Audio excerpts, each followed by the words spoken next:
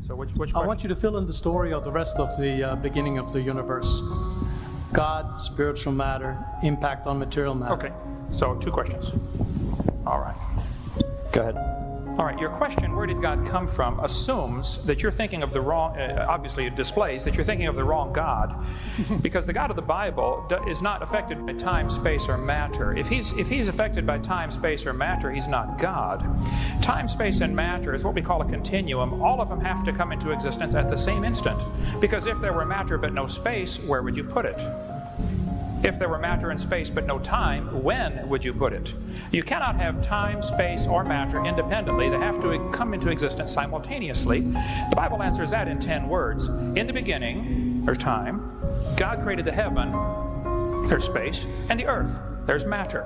So you have time, space, matter created a trinity of trinities there. Just, time is past, present, future. Space has length, width, height. Matter has solid, liquid, gas. You have a trinity of trinities created instantaneously, and the God who created them has to be outside of them. If he's limited by time, he's not God. The guy who created this computer is not in the computer. He's not running around in there changing the numbers on the screen, okay? The God who created this universe is outside of the universe. He's above it, beyond it, in it, through it. He's unaffected by it. So the concept that a spiritual force cannot have any effect on a material body, well then I guess you'd have to explain to me things like emotions and love and hatred and envy and jealousy and rationality.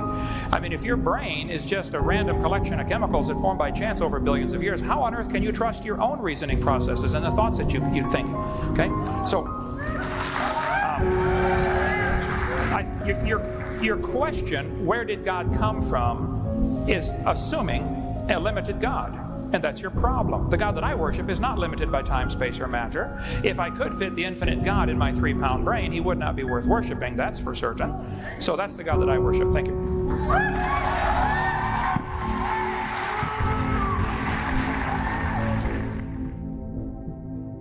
Who created the God of the Bible? Who is God? He is the first and the last, the Alpha and the Omega, the ultimate creator. The concept of God in Abrahamic religions is that God is the all-powerful, all-knowing, and all-seeing being who created everything, including humanity. However, many have wondered if such a powerful entity was created, and if so, who was responsible for its creation. Hey, what's up, my awesome subscribers? Welcome back to another mind-blowing video on my channel. Today, we are diving deep into one of the greatest mysteries of all time. The question of who created God of the Bible. I know you've been eagerly waiting for this one, so grab a snack, sit back, and get ready to have your mind blown. Thanks for joining us today. 1. Religious perspectives.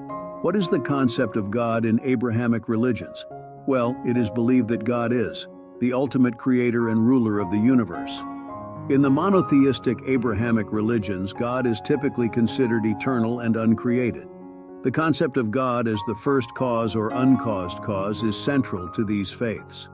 According to this perspective, God has always existed and is the ultimate source of all existence. The question of who or what created God doesn't apply within these theological frameworks, because God is seen as the ultimate self-existent being. The doctrine of the Trinity further complicates this question, as it involves the co-eternal existence of Father, Son, and Holy Spirit. However, one question that has puzzled both believers and non-believers alike is, who created God? Some argue that this question is pointless as it presupposes that God has a beginning, while others see it as a valid inquiry into the origins of the divine. What the Bible says? It all starts with the source of truth itself, the Holy Bible. In Isaiah 44:7, God challenges anyone who thinks they're like him to declare it. From the time he established the ancient nation, God has declared the things that are coming and the events that will take place. And in Isaiah 48:1, he proclaims, I am the first, I am also the last. God is eternal, existing from the beginning of time. The word from the beginning, but wait, there's more. The Gospel of John, it says that in the beginning the Word was with God and the Word was God. The Word, who is Jesus, was not only present at the beginning of creation, but was also actively involved.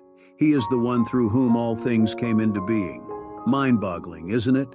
Beyond time and space, get ready to have your mind blown even further. Jesus himself claimed to have existed even before Abraham, who lived thousands of years before him.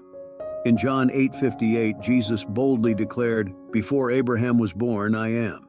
He is unbound by time and holds the glory he had with God even before the world was created. Creation through him. Let's talk about creation, my friends.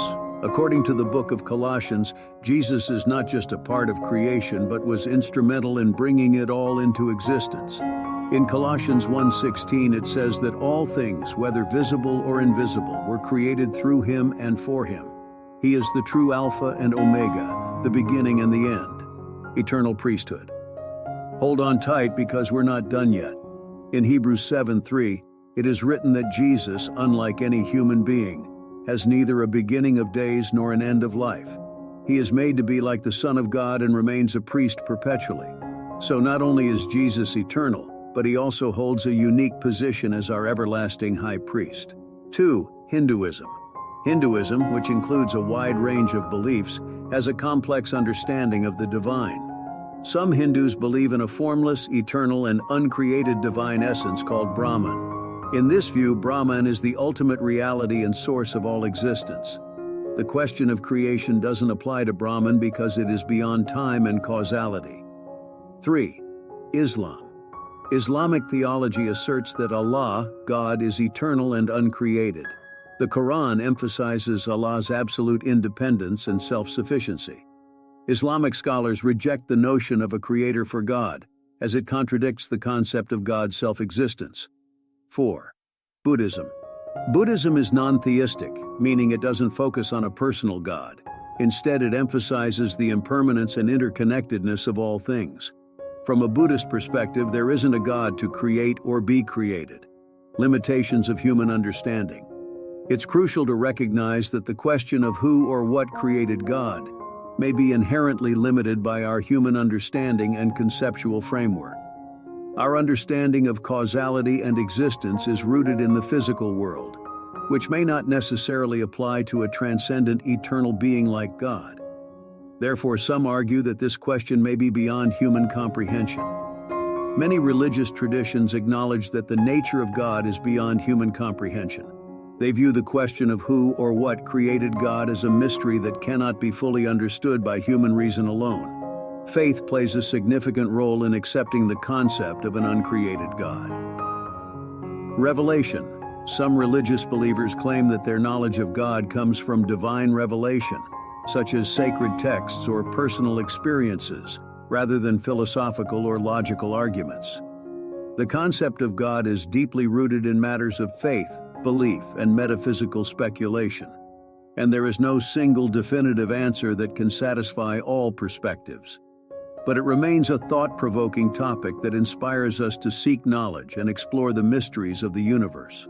The question of who or what created God is a deep philosophical and theological inquiry that has intrigued thinkers, theologians, and philosophers for centuries. It's important to note that different religious traditions and philosophical perspectives offer various interpretations and explanations for the existence of God. This response will explore some of these perspectives, but it's essential to approach this topic with an open mind and respect for diverse beliefs. Theological perspectives. A. Classical theism. In many monotheistic religions such as Christianity, Judaism, and Islam, God is often considered eternal and uncreated. According to classical theism, God exists outside of time and space and is the uncaused cause of all things. This perspective asserts that God has always existed and is not subject to the limitations of finite existence. B. Cosmological argument. Some theologians and philosophers, including Thomas Aquinas, have put forward the cosmological argument. It suggests that everything in the universe has a cause, but there must be an uncaused first cause, that is God, that set everything in motion. This argument posits that God is self-existent and doesn't require a creator. C. Philosophical concepts. Philosophers like Anselm of Canterbury propose the idea of God as a necessary being whose existence is inherent to his nature. In this view, God's existence doesn't depend on anything external, as he is the source of existence itself.